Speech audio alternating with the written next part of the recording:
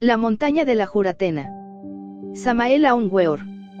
Primera edición México, febrero 1959. Prólogo: a 1000 llegamos, pero a 2000, no. Está para terminar el milenio.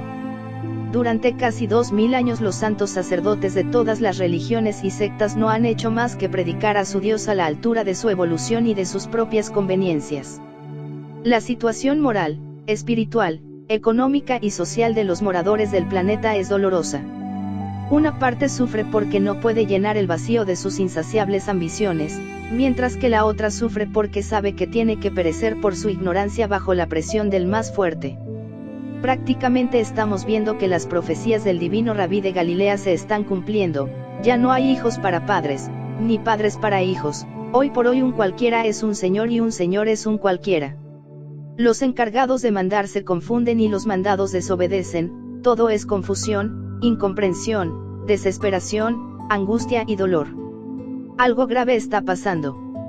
El desacato moral es tal, que a menudo vemos a muchos padres de familia con 3, 5, 8 y 10 hijos, ganando un miserable sueldo de hambre que no les alcanza para la tercera parte de sus gastos reducidos y luego de haber recibido su pago al final de la semana, se presentan el domingo o lunes ante la presencia de sus desnutridos hijos y esposa echando la puerta por la ventana, guapos, iracundos y furiosos.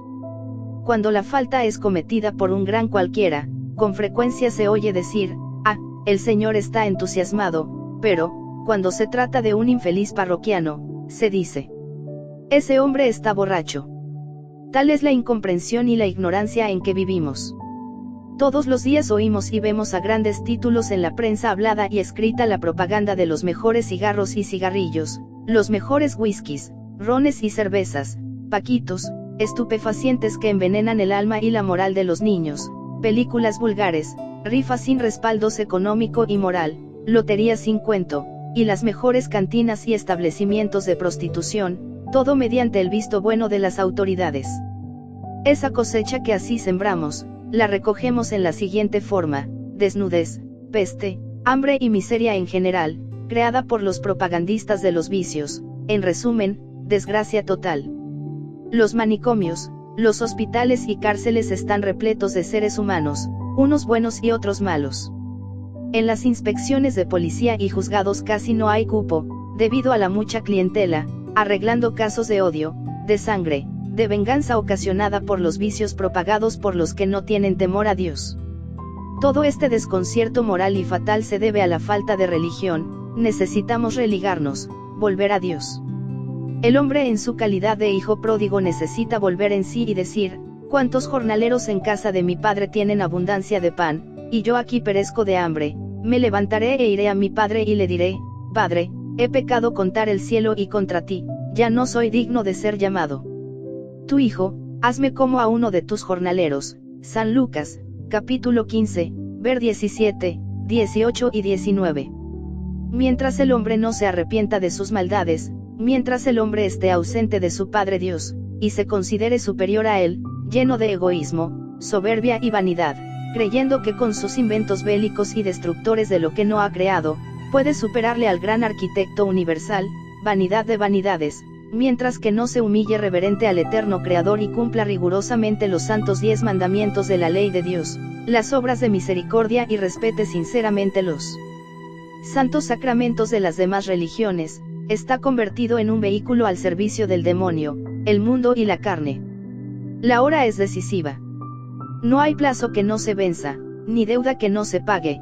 Tenemos que pagar muy caro ante la justicia cósmica divina, nuestras propias deudas. Tenemos que pagar con lágrimas de sangre el desconocimiento de los misterios de la vida y de la muerte. Por eso es que los santos, los grandes maestros y los dioses no tendrán por qué sufrir en la catástrofe que nosotros esperemos, porque ellos se sacrificaron, se cristificaron y se convirtieron en dioses delante de Dios. Dícenos Jesús: yo soy la resurrección y la vida, el que cree en mí, aunque esté muerto, vivirá. Y todo aquel que vive y cree en mí, no morirá eternamente. San Juan, capítulo 11, ver 25 y 26. Asterisco asterisco asterisco. Por el hecho de haber sido pecadores, no es que no tengamos derecho a salvarnos, Podemos salvarnos siempre y cuando que pongamos en práctica la santa doctrina de nuestro Señor el Cristo, preparando nuestros templos corazones, con verdadera pureza en pensamiento, palabra y obra, para levantar en nosotros mismos el sagrado trono del Altísimo, del Dios viviente, para que pueda sentarse en la cátedra de Moisés a predicar el sermón de la montaña. Asterisco asterisco asterisco. Jesús, el divino Rabí de Galilea que era Dios, nos dejó su santa doctrina para que la pusiéramos en práctica, para que nosotros también como Él, engendráramos en nuestros corazones al Cristo cósmico y celebráramos en nuestros corazones esa bendita fiesta, la Navidad del corazón en nosotros mismos con el advenimiento del niño de oro de la alquimia divina sexual. Pedro Antonio Rey R. Capítulo I, la montaña de la Juratena. Oramamé, el viejo ermitaño, andando por los caminos del mundo, se internó un día por la selva espesa de un viejo país. Oramamé había nacido en Bogotá, capital de ese soleado país cuyo nombre es Colombia. Oramamé, el viejo ermitaño, habitaba en la selva espesa de aquel viejo país. Cierto día lleno de sol, Oramamé, fatigado por el camino, lleno de hambre y sed, llegó a una cabaña y pidió de comer. Oramamé era un verdadero místico lleno de amor y sabiduría. Cuando Oramamé se sentaba a la mesa, su cena se volvía mística. Recordemos al gran Maestro Jesús, el Cristo.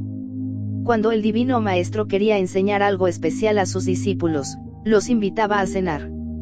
Para el viejo Oramamé la cena era una verdadera unción mística. Así pues, aquel día lleno de sol, Oramamé tenía hambre y sed.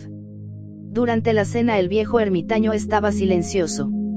Oramamé escuchaba la plática de unos viejos montañeros de la comarca que no sabían leer ni escribir. Aquellos sencillos campesinos de rostros quemados por el sol del trópico hablaban de la montaña de la Juratena. Decían cosas insólitas, cosas extrañas. Oye, hoy va a llover. Decía uno, otro lo interrogaba diciendo. ¿Por qué? Ah. Contestaba otro, ¿no oyeron ustedes el enorme ruido de piedras que rodaban de la Juratena anoche? Claro que sí oí. Decía otro.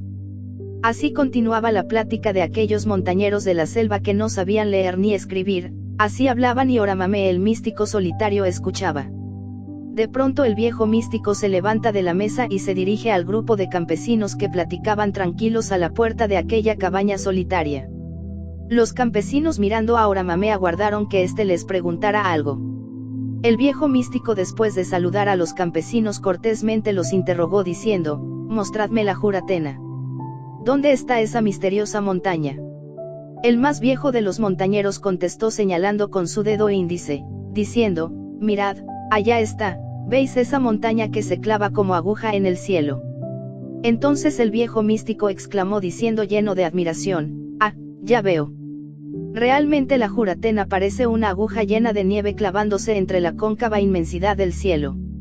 A los pies de esa elevada montaña corre deliciosamente un río de aguas profundas y anchas. El río Minero, este río de Boyacá, riega todo el territorio Vázquez. En ese territorio boyacense está la misteriosa montaña llamada de la Juratena». Vinieron luego los relatos maravillosos. Los campesinos le contaron a Oramamé muchas cosas. Le dijeron que cuando ellos querían hacer llover le metían entonces fuego a la montaña y que la lluvia era inevitable. Uno de aquellos campesinos le contó a Oramamé el caso de un sobrino que se atrevió a explorar los escarpados pies de la Juratena. El mancebo se fue caminando por las riberas tropicales del río, entonces se encontró con un templo maravilloso incrustado entre las rocas de la Juratena. 3 puertas gigantescas daban acceso a aquel misterioso templo. Cuando el mancebo intentó entrar al templo, retrocedió horrorizado, dentro del interior vio muchas escamas de serpientes y huyó despavorido. Más tarde el mancebo regresó a aquel solitario y misterioso lugar, pero entonces no halló el templo, parecía cual si las rocas milenarias se hubiesen tragado a su extraño templo. Enigmas, enigmas, enigmas. Otro de los campesinos le contó al viejo ermitaño que él había subido hasta la cumbre de la montaña. En las alturas el hombre encontró escaleras de piedra tallada quién sabe por qué manos milenarias. Cuando el pobre montañero quiso subir algo más por aquellas escalas de misterio, fue detenido por una lluvia de piedras arrojadas quién sabe por quién. De pronto retrocede, está espantado, una enorme mole de piedra viene contra él, el hombre se esconde tras de un grueso tronco. Así se salvó de una muerte horrible. ¿Qué es esto? Enigmas, enigmas, enigmas. Siguen los relatos y otro montañero cuenta que unos exploradores resolvieron subir hasta la cima de la Juratena. En las alturas se encontraron con unos niños que los interrogaron sobre el objeto de su excursión. Luego esos niños preguntaron a los exploradores diciendo: ¿queréis algo? ¿Deseáis algo? Los exploradores respondieron: hacer que nosotros podamos hallar un pez bien grande en el río porque tenemos hambre. Los niños hablaron entre sí diciendo: id allá, en el río hallaréis lo que habéis pedido. Cuando los exploradores bajaron de la montaña, echaron el anzuelo al agua de aquel río y ciertamente sacaron un enorme pez con el cual se prepararon una deliciosa cena. Aquellos campesinos estaban estáticos hablando maravillas de la Juratena. Oramamé escuchaba y meditaba, se decían muchas cosas de aquella montaña misteriosa. Unos ingenieros alemanes que recorrieron la montaña aseguraban que dizque la montaña era rica en esmeraldas. Aquellas selvas impenetrables estaban llenas de un aire de misterio, millones de aves de todos los colores llenaban la umbría de cantos inefables, aquí y acullá solo se veían gigantescos árboles centenarios y profundidades insondables pobladas de reptiles y changos. Los habitantes de aquella selva temen al tigre que se esconde tras de cada mata. La selva es un misterio, un mundo de extrañas sorpresas que el hombre desconoce totalmente. En la selva existen leyes y fuerzas desconocidas para los físicos y los químicos. Hay cosas en la selva que el hombre académico de la ciudad ni siquiera sospecha. Capítulo 2. El templo de la Juratena. El relato de aquellos campesinos produjo un efecto tremendo en la mente de Oramamé, el viejo iniciado de los grandes misterios. Quería el místico intentar el ascenso a la nevada cima de la Juratena. Empero la cosa era difícil, había que llevar víveres para 15 días, internarse entre la vorágine de aquella selva tan profunda. El viejo místico no tenía dinero como para pagar un guía y comprar víveres. Una mañana antes de salir el sol, el viejo iniciado combinó sabiamente el sueño con la meditación. El anciano tenía mucho sueño, se hallaba dormitando, fue entonces cuando resolvió meditar profundamente sobre la montaña de la Juratena. El resultado fue maravilloso, vio Oramamé una nube que envolvía a la montaña de la Juratena. La nube se fue disipando lentamente y entonces apareció ante la vista clarividente del viejo místico, un templo magnífico, con su cúpula maravillosa y sus magníficas columnas de mármol. Un camino conducía hasta la magnífica catedral de aquel maravilloso templo. Oramamé se había desdoblado sin saber cómo ni a qué hora. Ese desdoblamiento fue el resultado de la meditación sabiamente combinada con el sueño. El viejo místico caminaba ahora en cuerpo astral con dirección al templo. Un grupo de maestros con sus túnicas de gloria salía ahora a recibirlo llenos de alegría y amor. Oramamé estaba en éxtasis. No hay mayor placer que aquel de sentirse el alma desprendida. En los mundos superiores, el pasado y el futuro se hermanan dentro de un eterno ahora, allí el pasado y el futuro no existen, allí la vida es un eterno presente, un eterno ahora, un eterno instante.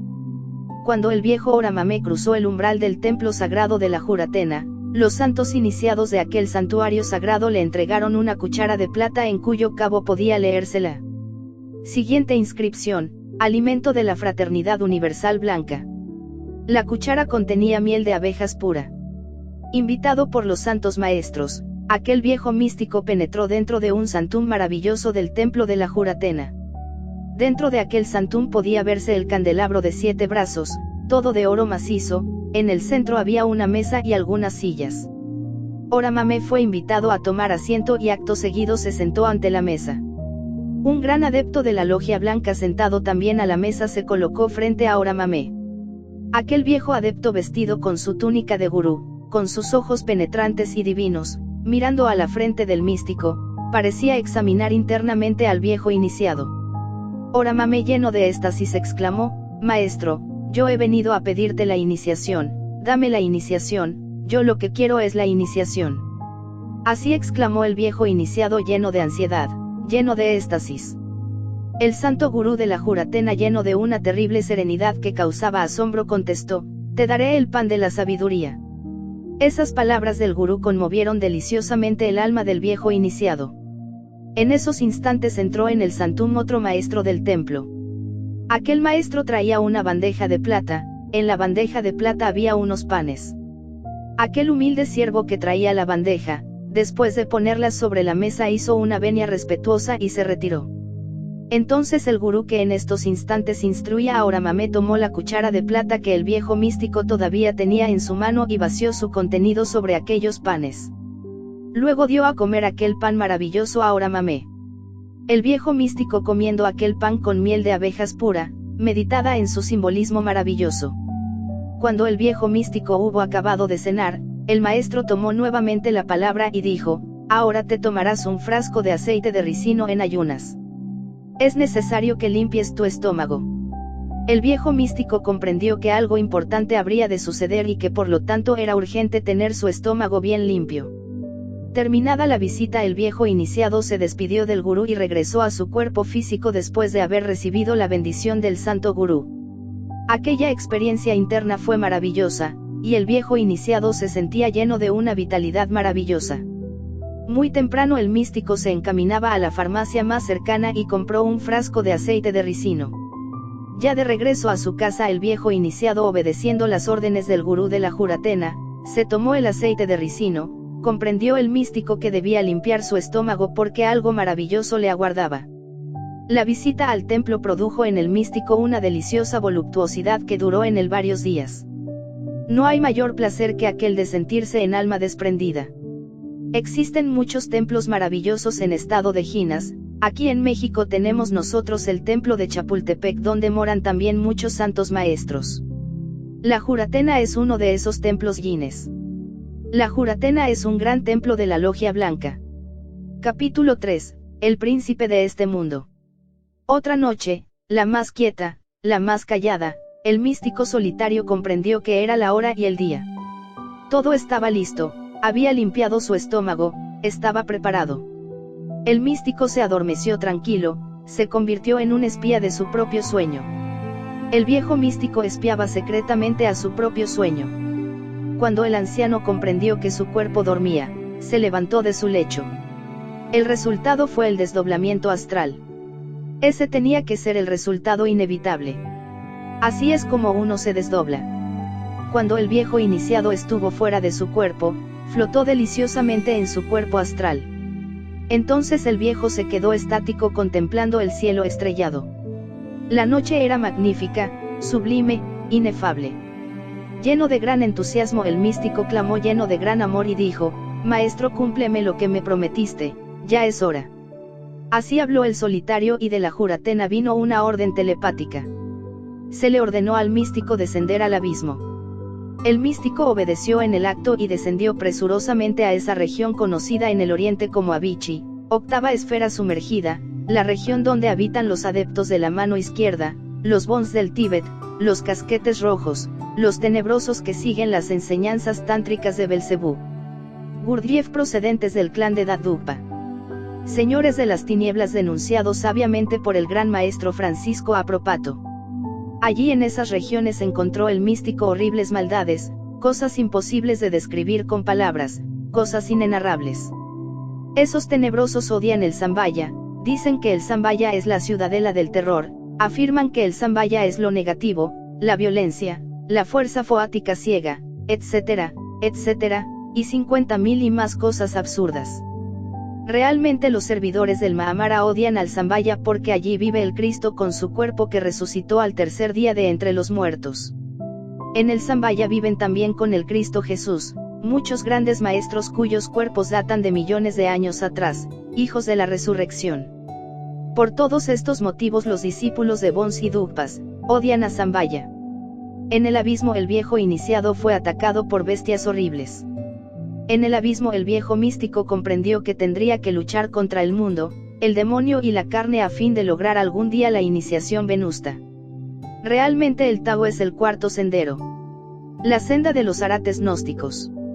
Allí en el abismo, encontró el viejo místico un horrible cementerio, un panteón espantoso y fatal. Ese era el panteón de sus recuerdos, el cementerio del ayer lleno de tumbas y tumbas. Las tumbas de los recuerdos. Las cosas del ayer, realmente el yo, el mí mismo, el ego, no es más que un manojo de recuerdos.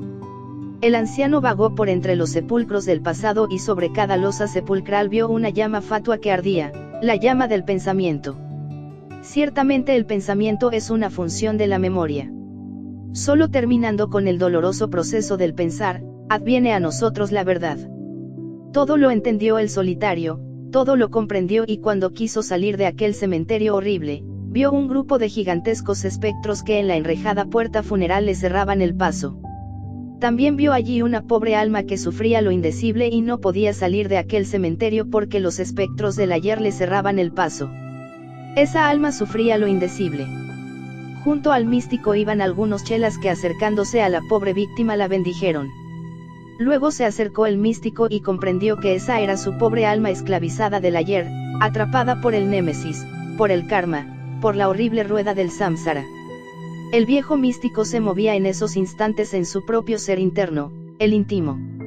Estaba lleno de éxtasis y acercándose a su pobre alma la bendijo lleno de amor. Entonces aquella alma exclamó así: porque veo sobre tu cabeza una luz azul tan divina, tan distinta a la de tus compañeros.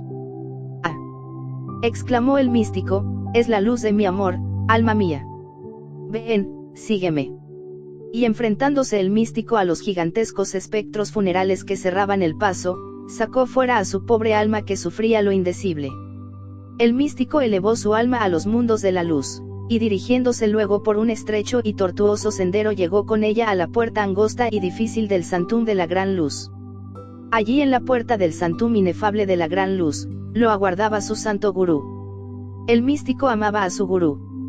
Todo lo que el místico había aprendido se lo debía a su gurú. El gurú de Oramamé era un lemur. Ese lemur tenía el elixir de larga vida. Ese lemur había nacido en Lemuria y conservaba el cuerpo lemur con el maravilloso elixir de larga vida. El sendero Tao nos conduce a la liberación final. El sendero Tao nos confiere el nirvana y si renunciamos al nirvana, podemos pedir entonces el elixir de larga vida. El arcano AZF es el fundamento básico del sendero Tao. El yogui que no haya recibido el arcano AZF, en el Aryabharta Ashram, no será jamás otra cosa que un teorizante inútil, un repetidor de luces prestadas, eso es todo. Cuando el viejo místico quiso entrar al Santum, su alma se transformó en un escorpión que le hirió su mano con el aguijón. Ciertamente el escorpión simboliza los órganos sexuales. Nosotros fuimos heridos por el escorpión. Nosotros salimos del Edén por la puerta del sexo. Solo por esa puerta podemos retornar al Edén. El Edén es el mismo sexo. El místico se asombró al ver su alma convertida en escorpión. Esto nos recuerda la constelación Escorpión. Realmente Escorpio influye sobre los órganos sexuales. Empero el escorpión nos hiere con su aguijón. Salimos del Edén por las puertas del sexo. Solo por esa puerta podemos retornar al Edén. El Edén es el mismo sexo. El viejo iniciado penetró entonces en la cámara de la luz santa donde resplandece el espíritu universal de vida. Aquella divina y terrible cámara estaba iluminada por una luz blanca inmaculada que no hacía sombra por ninguna parte, y que daba vida a todo lo que tocaba. Oramamé estaba estático entre tanta belleza.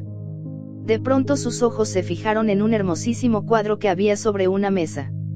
Era un cuadro delicioso, un cuadro del mártir del Calvario, allí se veía el Gólgota en toda su terrible belleza divina.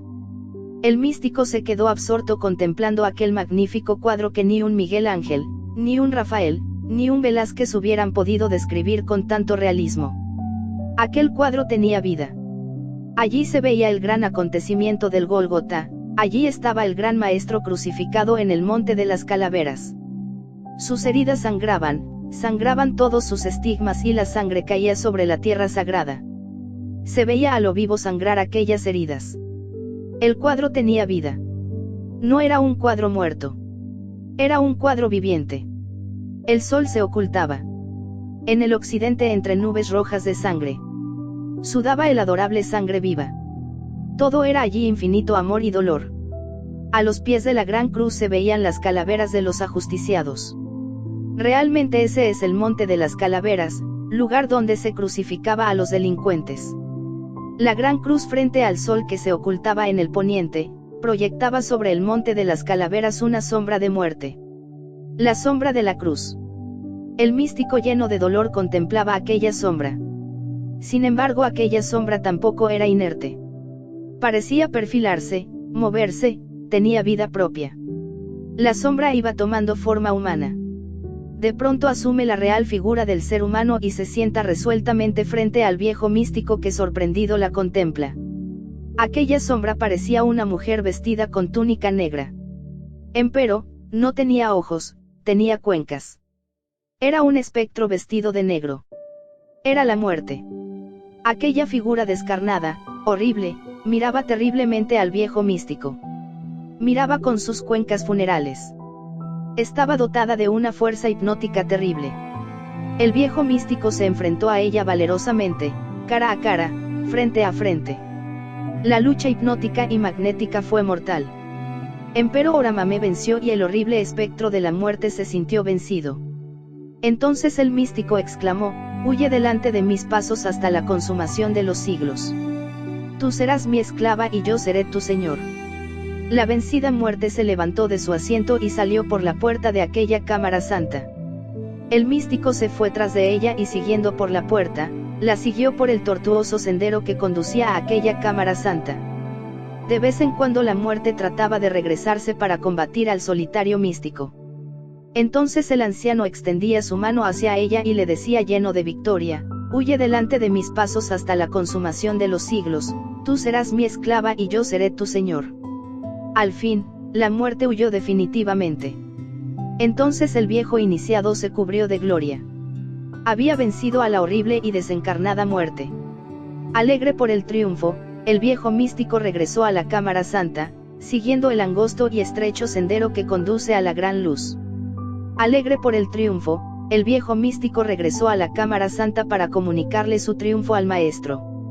Realmente el anciano estaba que desbordaba de alegría. Se sentía ser un héroe, hablaba con una voz que lo asombraba a él mismo, era la voz de su Dios interno. Quería contarle todo a su maestro. Había vencido a la muerte, se sentía victorioso. Cuando el místico entró en la cámara santa encontró a su gurú sentado en un hermoso diván. Entonces extendiendo la mano derecha el gurú, señaló algo terrible y dijo: «Y ese es el administrador. El administrador de la muerte». Entonces el místico vio un gigantesco esqueleto vestido de príncipe medieval. Vestía aquel espectro pantalones de terciopelo que le llegaban hasta las rodillas, medias largas y blancas muy elegantes, zapatos de charol con grandes hebillas y una antigua casaca de terciopelo elegantísima como las que se usaban por los siglos XIV o XV. Aquel esqueleto gigantesco miraba con sus grandes cuencas, y tenía una actitud imponente, desafiante, terrible. El místico se enfrentó al horrible espectro con ánimo de vencerlo, pero el esqueleto vestido de príncipe de este mundo era superior a todas sus fuerzas. El místico regresó a su cuerpo espantado en gran manera. Ciertamente el príncipe de este mundo es el yo psicológico que todos llevamos dentro. Distingamos entre el ser y el yo. El ser es el íntimo, el alma universal dentro de nosotros mismos. El ser trasciende al yo porque es universal. El yo es el príncipe de este mundo, altivo y perverso. Muchas escuelas filosóficas hablan contra la personalidad, defienden la vida impersonal, pero cometen el error de divinizar al yo, de pregonar a los cuatro vientos la existencia de un yo disque divino, de un yo superior, etcétera, etcétera. Ese es un error gravísimo porque el ser, el íntimo, la monada, el Jivanatman, Purusa, o como queramos llamarle, es una gota de la gran alma dentro de nosotros mismos, una gota del océano, una chispa de la gran hoguera. El ser trasciende al yo y al egoísmo. El espíritu individual no existe, solo existe el espíritu universal de vida. Hay que acabar con la individualidad porque todos somos uno. Solo existe el espíritu universal de vida, ese gran espíritu universal de vida tiene como el mar, olas grandes y pequeñas, dioses y devas, elementales y hombres. El íntimo del hombre y de la bestia, del dios y del deva no son sino diversas modificaciones del espíritu universal de vida. La gota debe sumergirse en el océano, y el océano, en la gota. HPB, dijo, la herejía de la separatividad es la peor de las herejías. Si las olas de la mar hablaran dirían así: nosotras las olas somos todas el océano, nosotras somos el mar.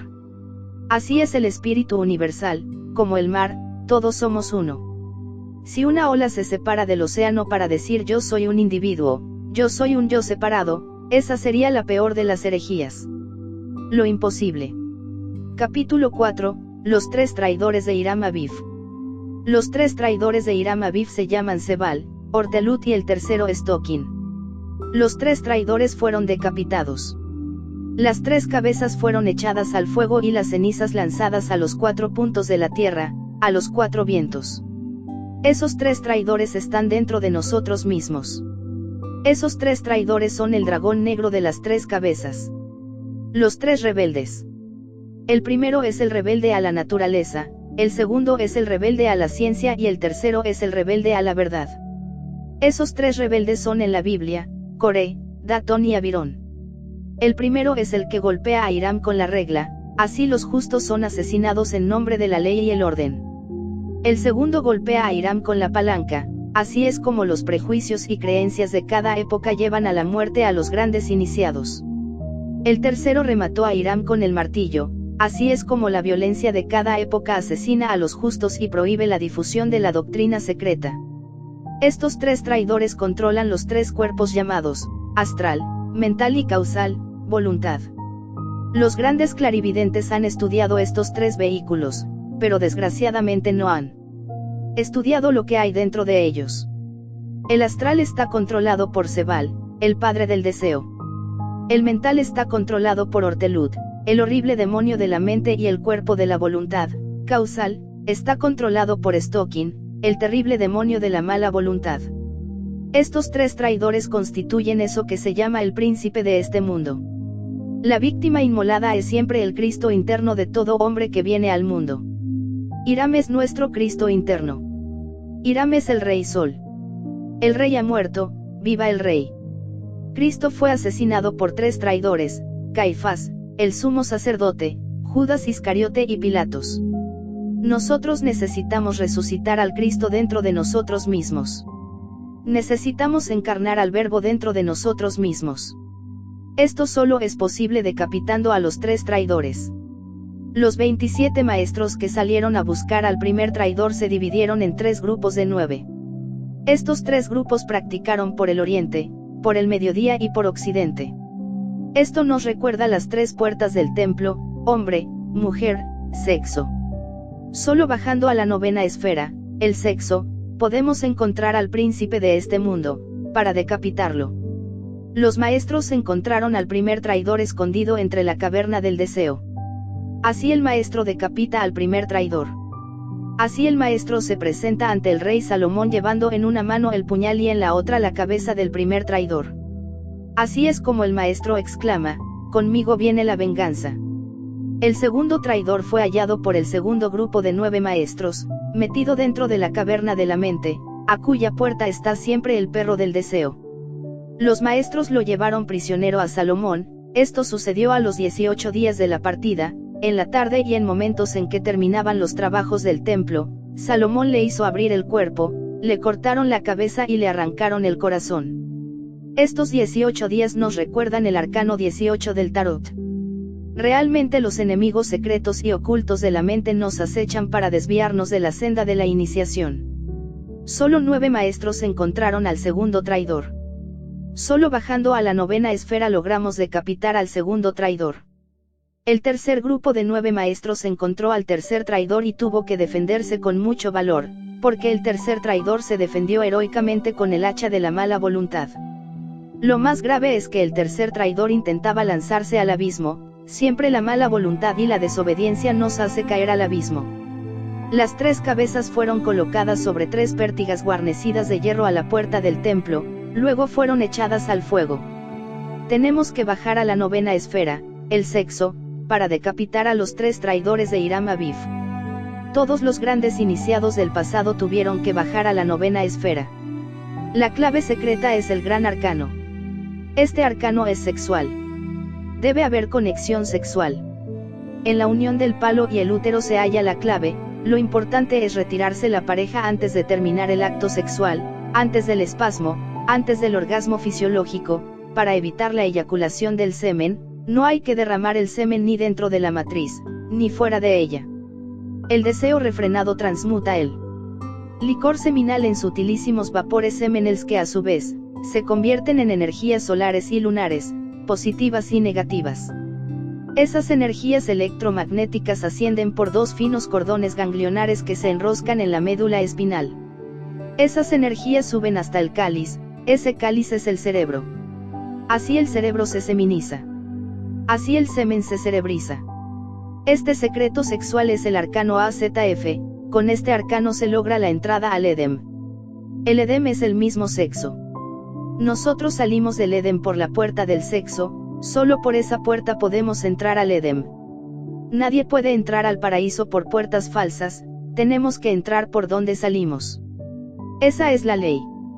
Cuando las corrientes solares y lunares de nuestro licor seminal hacen contacto con el coxis cerca del trivení, entonces despierta la culebra ígnea de nuestros mágicos poderes. El flujo ascendente de la energía del tercer logos a lo largo de nuestra médula espinal, es la espada flamígera con la cual decapitamos al príncipe de este mundo. Con el arcano AZF, todo ser humano puede despertar el Kundalini y convertirse en un gran maestro de la logia blanca. Capítulo V, las aguas del río Minero.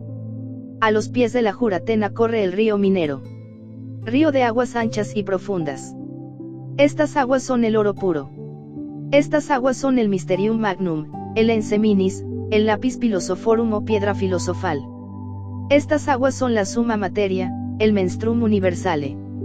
El principio fundamental de la alquimia es el disolvente universal, el semen cristónico que nosotros llevamos en nuestras glándulas sexuales. Existen 3, 7 y 12 procedimientos alquimistas, pero todos concuerdan en que el único objetivo es transmutar en oro puro, los metales más groseros. El alquimista cabalista transmuta plomo físico en oro físico, el alquimista ocultista, transmuta el plomo de su humana personalidad en el oro puro del espíritu. La clave secreta es el arcano AZF. En alquimia existen 3 aspectos, el cósmico, el humano y el terrestre. Estos 3 aspectos están representados por el azufre, el mercurio y la sal. El semen es el único elemento que existe en la naturaleza. La química clasifica a los metales como distintos elementos, pero realmente solo existe un elemento único y universal. Ese elemento es el semen de nuestras vesículas seminales. La transmutación de un metal en otro es posible porque solo existe un único elemento universal, el ENS seminis. Reduciendo todo metal a su semen se puede transformar en oro purísimo. Reduciendo nosotros a nuestro semen por medio del arcano AZF, no derramando el semen jamás en la vida, nunca. Jamás. Triunfamos, transmutamos el plomo grosero de nuestra personalidad en el oro puro del espíritu. Así elaboramos el niño de oro de la alquimia. Así nos convertimos en dioses. Esto no es una teoría más, esta no es una hipótesis, este es el único camino que nos convierte en dioses. Esta es la única clave. Todo lo que no sea por este camino sexual, es perder el tiempo miserablemente. El agua es la gran madre o vaca sagrada de la India. Esta gran madre está simbolizada en todas las teogonías con millares de nombres lunares. Ella es Isis, Maya, María, Lucina, Diana, Ataesina, Calquihuitl, Adonía, Insoberta, etcétera, etcétera, etcétera. Es muy interesante saber que las predicaciones del Divino Maestro Jesús el Cristo, están siempre junto al lago, la fuente o el mar. Jesús se bautizó en el Jordán. Jesús comenzó a predicar en Cafarnaum, ciudad marítima de Galilea. Jesús en las riberas del lago encontró sus pescadores, sus discípulos. Jesús caminó sobre las aguas de un lago en estado de Yines, ese lago es el Genesaret. Ese lago es Genesaret o Yine. Queremos decir con esto que ese lago estaba encantado, en parte se hallaba sumergido dentro del plano astral, ese es el estado Ginas. La doctrina de salvación se enseña siempre en los misterios iniciáticos del lago. En las torres del silencio de los Parsis, con sus grandes templos llenos de preciosas graderías llenas de gente, se representaban todos los dramas de los grandes misterios en las aguas tranquilas de los lagos sagrados. Eran escenas astrales y etéreas vivientes, cintas cinematográficas que aparecían sobre la superficie de las aguas. Nunca falta un Júpiter iniciador en el lago, o un Moisés salvado de las aguas. El mundo está lleno de documentos lacustres. En todo templo de misterios hay un lago sagrado. En todos los colegios iniciáticos se simboliza al semen con arroyos cuya agua no se malea nunca, arroyos de leche, cuyo gusto no se altera jamás, arroyos de vino, delirio de los que lo beben y arroyos de miel pura, como el que se halla contenido en el pan de la sabiduría. Los paraísos hebreos estaban siempre llenos de tierras que manaban leche, miel y ambrosía. En todo templo de la logia blanca no puede faltar el agua de vida. En los tiempos antiguos se representaban los misterios en esos lagos ginas. El sol y el fuego junto con la luna y el agua de vida, son el origen de mundos y bestias, hombres y dioses. El Edem es la ciudad sagrada de las 9 puertas. La 9ª puerta es el sexo, la 9ª esfera de la cábala es el sexo. Buda, Jesús, Hermes, Mahoma, Dante, Pitágoras, Zoroastro, etc., tuvieron que descender a la 9ª esfera para trabajar con el fuego y el agua, origen de mundos, bestias, hombres y dioses. Toda auténtica iniciación blanca comienza por allí. El deseo refrenado transmuta el semen en sutilísimos vapores. Los vapores semenel se convierten en energías. Las energías sexuales bipolarizadas, ascienden entonces por los cordones ganglionares hasta el cerebro. Cuando las corrientes solares y lunares se unen, despierta entonces el fuego sagrado del tercer logos. El flujo ígneo del tercer logos ascendiendo por el canal central de la médula espinal, abre los 7 centros magnéticos de la médula espinal. La energía sexual es la energía creadora del tercer logos. Cuando nosotros hacemos retornar la energía del tercer logos hacia adentro y hacia arriba, entonces nos hacemos creadores en los mundos superiores. Cuando hacemos retornar la energía del tercer logos hacia adentro y hacia arriba, nos transformamos en dioses inefables y terriblemente divinos. Todo el secreto, toda la clave consiste en no derramar el semen jamás en la vida. Ese es el arcano AZF. Si alguien cree que existe otro camino para llegar al adeptado, ese alguien está absolutamente equivocado. En nombre del eterno Dios viviente que creó el cielo y las cosas que hay en él, y la tierra y las cosas que hay en ella, yo Samael Aun Weor juro por el que vive por siempre jamás que solo y únicamente con el arcano AZF, nos podemos transformar en dioses omnipotentes. Capítulo B, la muerte vencida. El fuego del tercer logos es un fuego espiritual, que sube por el canal central cuando trabajamos con el arcano AZF. Ese fuego sagrado nos confiere muchísimos poderes ocultos.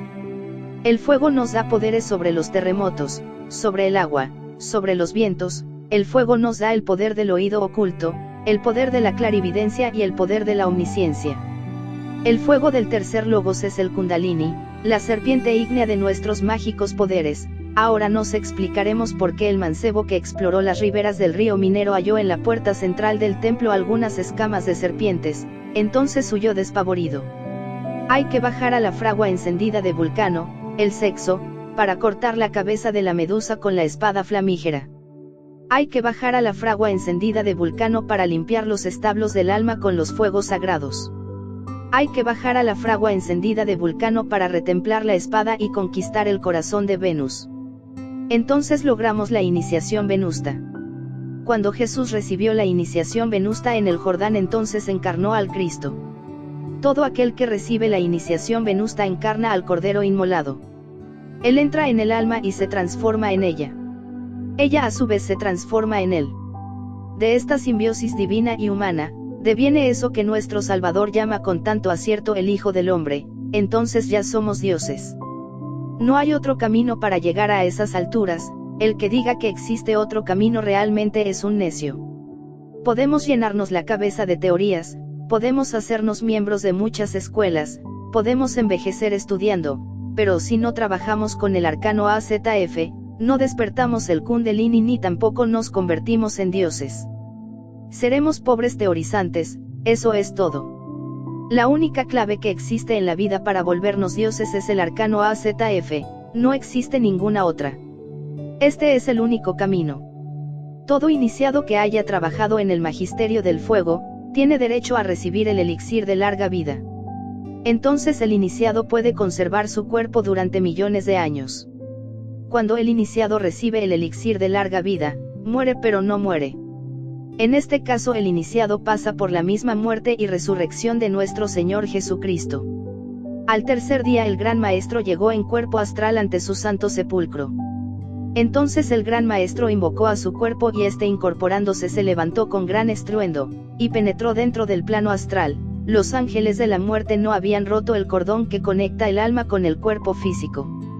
Dentro del plano astral, las santas mujeres en sus cuerpos astrales, trataron el cuerpo del Maestro con ungüentos aromáticos. Después, recibiendo órdenes supremas, el Maestro recibió su cuerpo. El cuerpo flotando dentro del plano astral se paró sobre la cabeza astral y entró dentro del alma del Divino Maestro. Así quedó el Maestro resucitado, con su cuerpo en estado de jinas. Queremos decir con esto, que el cuerpo del Maestro está dentro del plano astral. En ese estado se presentó a los discípulos de Emaús y cenó con ellos. En ese estado se presentó ante los 11. En ese estado le demostró a Tomás su propia resurrección. Después el Maestro se fue para el Zambaya, país secreto del Tíbet oriental. En ese país vive el Gran Maestro junto con otros tantos maestros de la Logia Blanca que trabajaron con el arcano AZF, y lograron la resurrección. Según las tradiciones mahometanas, sabemos que el maestro de Mahoma era un hombre de jinas, cuyo cuerpo era inmortal, había logrado el elixir de larga vida. Khedr era considerado por los mahometanos como profeta. Khedr había trabajado con el arcano AZF. Este fue el gran maestro de Mahoma. La humanidad divina vive en los paraísos de jinas. Multitudes inefables habitan con sus cuerpos en las tierras de Yines.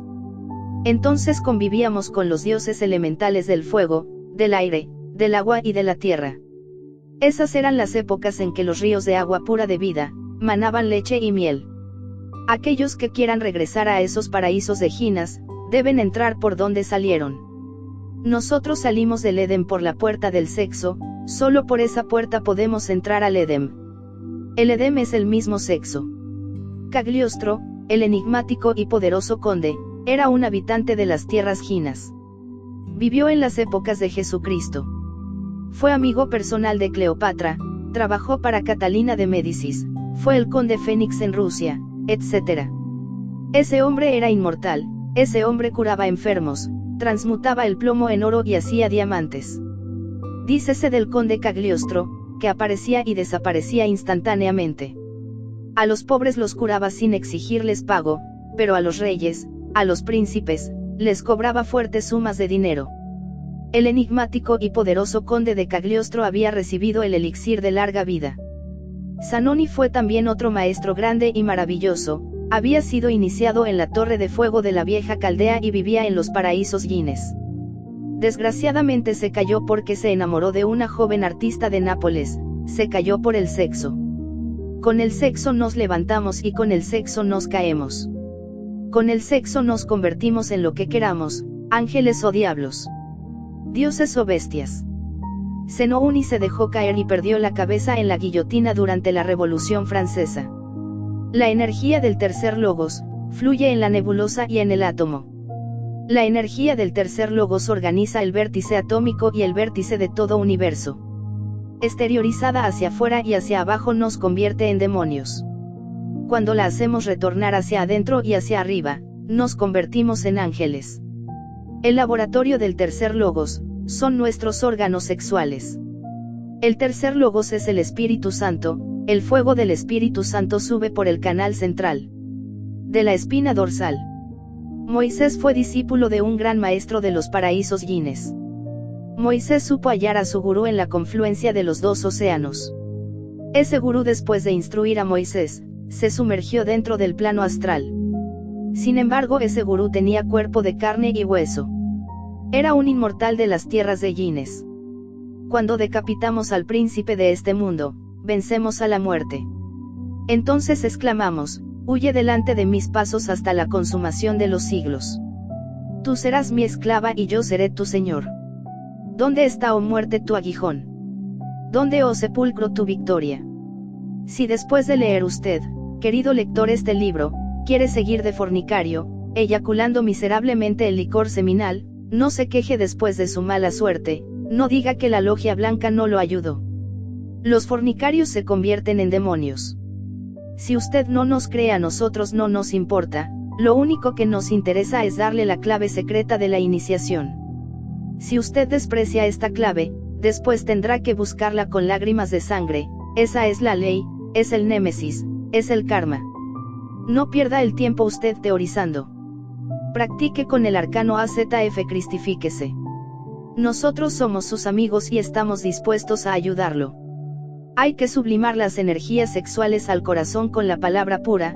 Cada una de nuestras palabras debe ser armonía, paz, amor. El verbo es sexual, y si nuestras palabras son sucias, arrítmicas, entonces las energías creadoras del tercer logo se transmutan en poderes tántricos negros y fatales. Cuando el varón cumple los 14 años, su voz se transforma en la voz de hombre.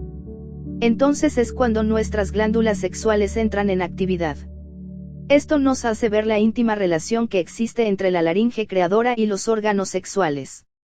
El sexo y el verbo son una misma cosa, una misma fuerza divina, inefable. Hay que trabajar con el arcano AZF, y hablar deliciosamente.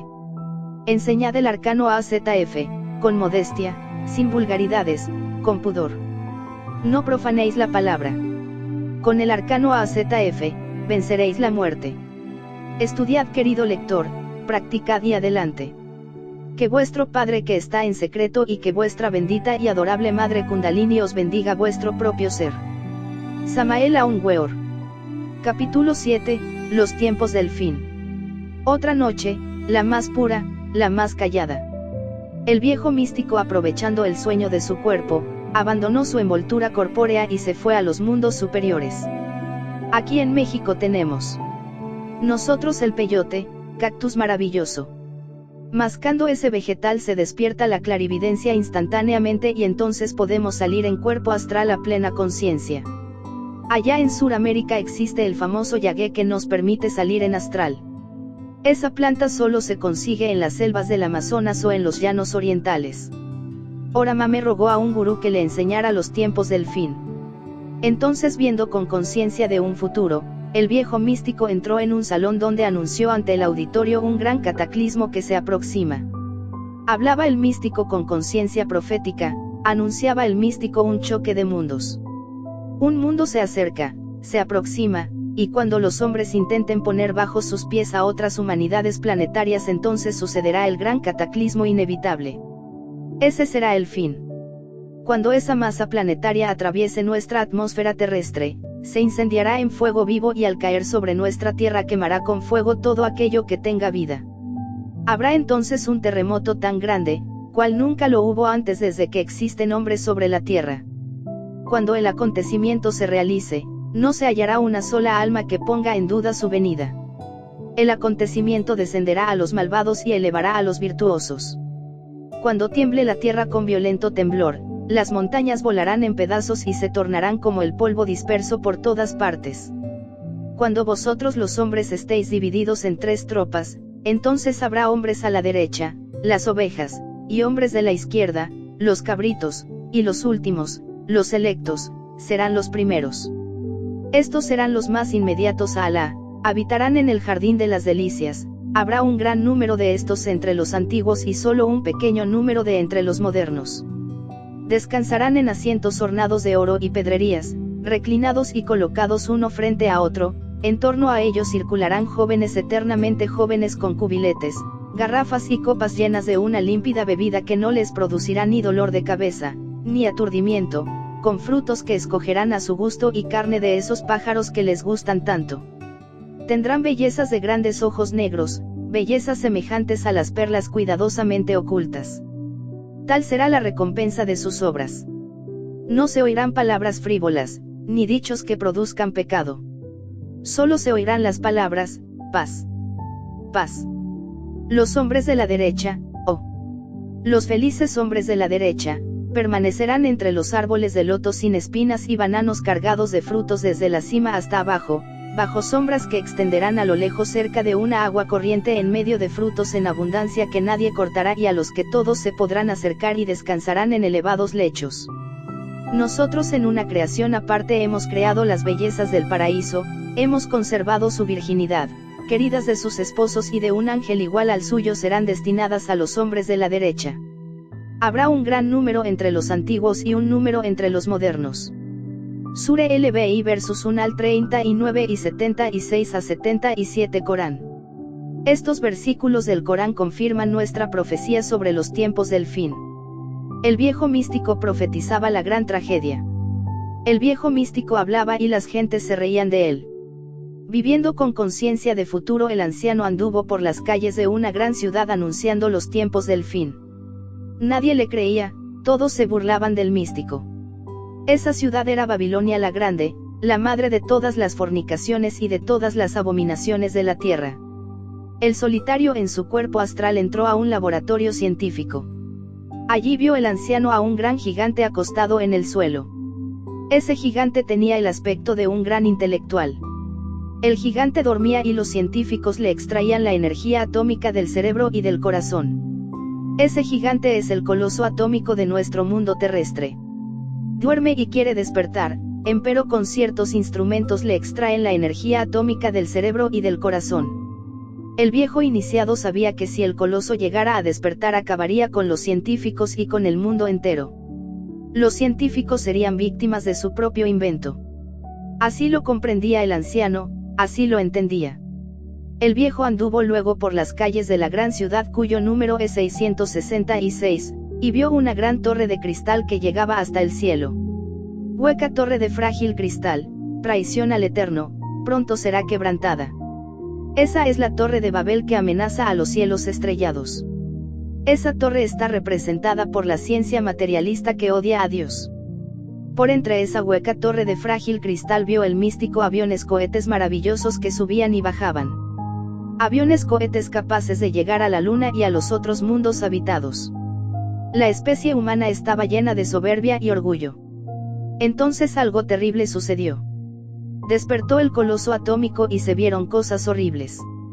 Las camadas superiores de la atmósfera terrestre alteradas por las explosiones atómicas dieron origen a terribles terremotos y espantosos maremotos.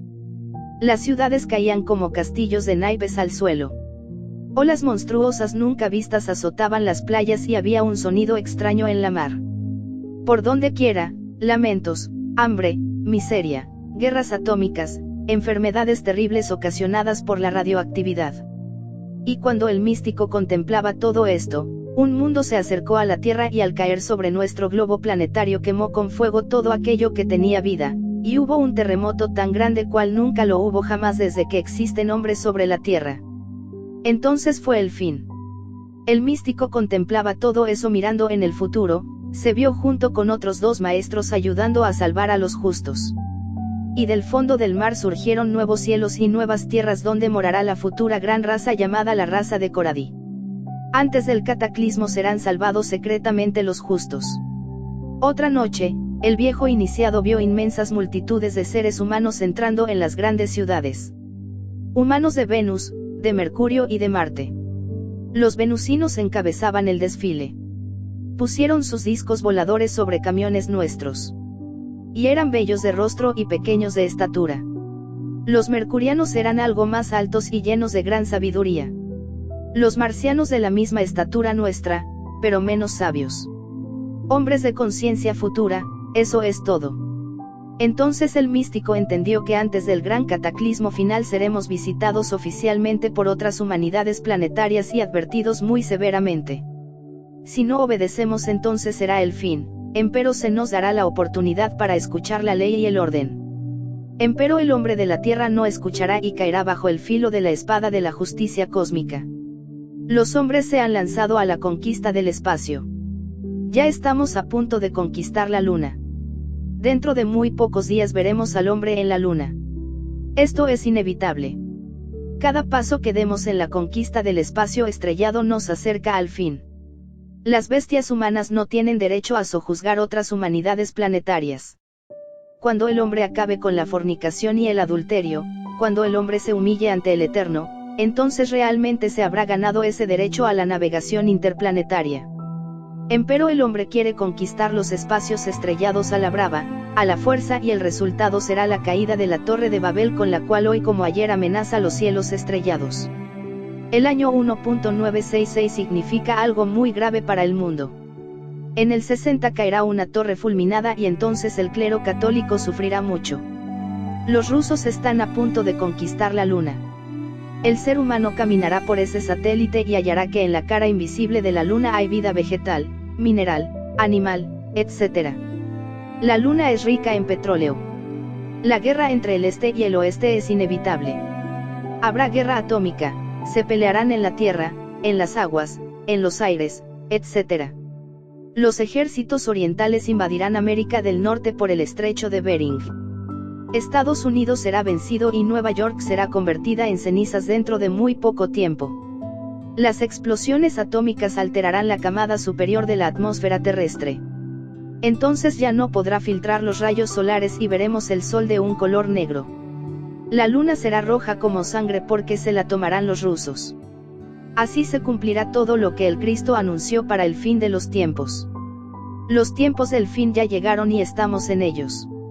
Las lluvias traerán graves inundaciones por todas partes. El hielo de los polos se está derritiendo. El deshielo de la capota polar traerá frío y terribles inundaciones. Ese es el resultado de las explosiones atómicas. El Vaticano está a punto de ser destruido. El Papa Juan XXIII andará por distintos lugares del mundo. Todas las conferencias de paz y todos los arreglos diplomáticos fracasarán inevitablemente. Todos los países de la Tierra serán sacudidos por grandes terremotos. Un mundo gigantesco se acerca a la Tierra y verticalizará el eje terrestre. Entonces veremos escenas dantescas. Cuando ese gigantesco orbe kármico se acerque demasiado a la Tierra, todo ojo lo verá y entonces el hombre enviará un maravilloso cohete bien tripulado con gente científica que llegará a la Luna. Ese gigantesco orbe kármico traerá guerras a muerte y se llevará al abismo a los perversos de este siglo. Rusia y los Estados Unidos no podrán arreglar nada y al fin irán a la guerra y a la muerte. En el año 1962 comienza la nueva era de Acuario. La nueva era significa el advenimiento del Cristo, y la caída de esta gran Babilonia. La muerte de esta raza perversa y un cataclismo espantoso. Empero esta vez, los justos no pagarán por los pecadores. Esto sucedió ya una vez y ese tiempo pasó. Un mundo que se atrevió a crucificar al Cristo está de hecho absolutamente fracasado. Será destruido. Empero los justos serán salvados secretamente. De estos justos saldrá la futura gran raza. Habrá cielos nuevos y tierras nuevas para los justos. Justos son los castos. Todo aquel que derrame el semen aunque sea casado, es de hecho por tal motivo un violador de la ley, un fornicario, para ellos, para los fornicarios, el abismo y la muerte segunda. Esa es la ley. Que se preparen los gnósticos para la gran catástrofe que se acerca. El día ni la hora nadie la sabe, sino el Padre. Empero esto está ya a las puertas. Fin. Samael Aun Weor. Fin. Invitación esotérica. Querido lector, si usted se interesa por su salvación, si usted quiere ingresar al Ejército de Salvación Mundial que se conoce como el AGLA, Acción Gnóstica Libertadora de Amerindia, diríjase al apartado 7858 México DF. Escriba al secretario de Samael Aun Weor, señor Don Rafael Ruiz Ochoa. Rafael Ruiz Ochoa. Apartado postal M7858 México, DFZPI. El AGLA es un gigantesco movimiento gnóstico formado por todos aquellos que han ingresado al Ejército de Salvación Mundial.